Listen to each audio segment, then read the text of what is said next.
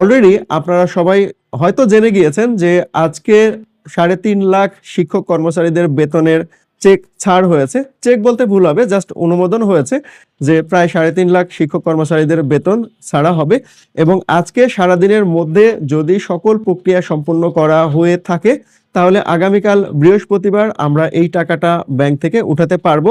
তবে বাস্তবতাটা কিন্তু অন্যরকম।